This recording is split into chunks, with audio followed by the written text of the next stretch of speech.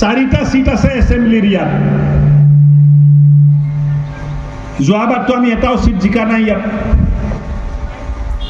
এইবাৰ ডিলিমিটেশনৰ পিছত অন্তত 2টা সিট জিকিব পৰা আমাৰ হৈ গ'ল। আৰু এই 2টাতো আমি কোনো জীৱনতে নিজিকো। কি নাম? জলেশ্বৰ। জলেশ্বৰ এতিয়া জলেশ্বৰত আমাক ভোট দিয়া মানুহ বহুত নাই, 8-10 হাজাৰ মানুহ আছে। এই কাৰণে নিজৰ ভেটিটো ধৰি ৰাখক, নহলে আহা প্ৰজন্মক উত্তৰ দিব লাগিব যে ভেটি কিয় হেৰাই গ'ল, জাতি কিয় হেৰাই গ'ল, মাটি কিয় হেৰাই গ'ল, এই উত্তৰটো আমি দিব লাগিব। আৰু এই যদি জাতি মাটি ভেটিটো যদি বচাব খোজে একগোট হ'ব লাগিব। ৰাভা, বড়ো, বাকী যিখিনি জনগোষ্ঠী মানুহ আছে সবে একগোট হৈ আমি এইটো ধৰি ৰাখিব লাগিব। আৰু উন্নত ৰাভা চাং আমি বনাব লাগিব। এটা সময়ত গোৱালপাৰাৰ যিটো মান মৰ্যাদা আছিল, এই মান মৰ্যাদাটো আকৌ আমি ঘূৰাই অনাৰ কাৰণে দিনে ৰাতি কষ্ট কৰি কাম কৰিব লাগিব। এই কথাটো ক'বলৈ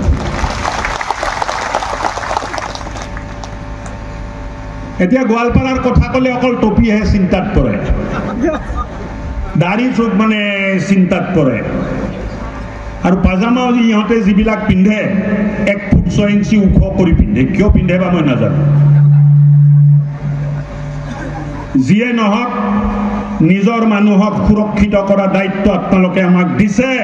দিল্লী, দিছপুৰ, দুধনৈ সব জায়গাত এই কাম আমি কৰিম, কোনো কুণ্ঠাবোধ নকৰাকে কৰিম, আপোনালোকৰ স্বাৰ্থত কৰিম, আপোনালোকৰ লগত থাকি কৰিম, আৰু কোনোদিন আপোচ নকৰি যিটো দায়িত্ব আপোনালোকে দিছে এই দায়িত্ববোৰ আমি সম্পূৰ্ণ কৰিম। ঘটনা, দুৰ্ঘটনা বহুত ঘটে, কিন্তু এটা কথা জানি থব, আমাক বিভাজিত কৰাৰ কাৰণে এটা ষড়যন্ত্ৰ সদায় চলি থাকে। যে কেনেকে ভাষাৰ নামত আমাক বিভক্ত কৰিব পাৰে, কেনেকে ৰাভা আৰু বড়ো মানুহৰ মাজত কাজিয়া লগাই দিব পাৰে, কেনেকে ৰাভা আৰু গাৰো মানুহৰ মাজত কাজিয়া লগাই দিব পাৰে, কেনেকে এই কাজিয়াটো নিৰ্মাণ কৰি এক অশান্ত পৰিৱেশ আমি ইয়াত নিৰ্মাণ কৰি ৰাজনৈতিক মুনাফাটো ল'ব পাৰো, তাৰ বাবে সদায় চিন্তা কৰি থকা এটা সংগঠন ইয়াত কাম কৰি থাকে। 4টা সিট আছে এসেম্বলিৰ ইয়াত। যোৱাবাৰতো আমি এটাও সিট জিকা নাই ইয়াত। এইবাৰ ডিলিমিটেশনৰ পিছত অন্তত 2টা সিট জিকিব পৰা আমাৰ হৈ গ'ল। আৰু এই 2টাতো আমি কোনো জীৱনতে নিজিকো। কি নাম? জলেশ্বৰ। জলেশ্বৰ এতিয়া জলেশ্বৰত আমাক ভোট দিয়া মানুহ বহুত নাই, 8-10 হাজাৰ মানুহ আছে।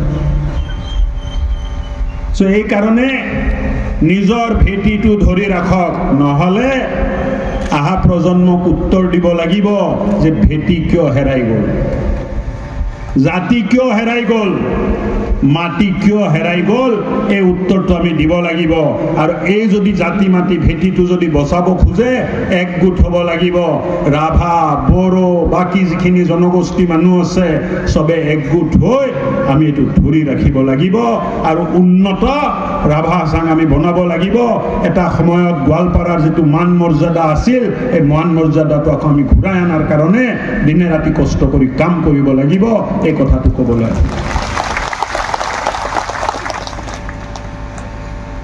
এতিয়া গোৱালপাৰাৰ কথা ক'লে অকল টপিহে চিন্তাত পৰে, দাড়ি চুক মানে চিন্তাত পৰে।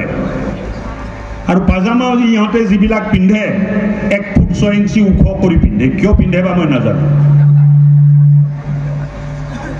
যিয়ে নহওক নিজৰ মানুহক সুৰক্ষিত কৰা দায়িত্ব আপোনালোকে আমাক দিছে।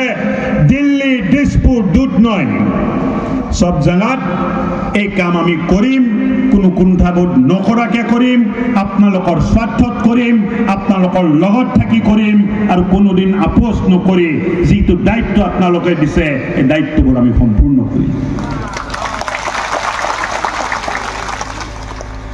ঘটনা, দুৰ্ঘটনা বহুত ঘটে, কিন্তু এটা কথা জানি থব, আমাক বিভাজিত কৰাৰ কাৰণে এটা ষড়যন্ত্ৰ সদায় চলি থাকে। যে কেনেকে ভাষাৰ নামত আমাক বিভক্ত কৰিব পাৰে, কেনেকে ৰাভা আৰু বড়ো মানুহৰ মাজত কাজিয়া লগাই দিব পাৰে, কেনেকে ৰাভা আৰু গাৰো মানুহৰ মাজত কাজিয়া লগাই দিব পাৰে, কেনেকে এই কাজিয়াটো নিৰ্মাণ কৰি এক অশান্ত পৰিৱেশ আমি ইয়াত নিৰ্মাণ কৰি ৰাজনৈতিক মুনাফাটো ল'ব পাৰোঁ, তাৰ বাবে সদায় চিন্তা কৰি থকা এটা সংগঠন ইয়াত কাম কৰি থাকে।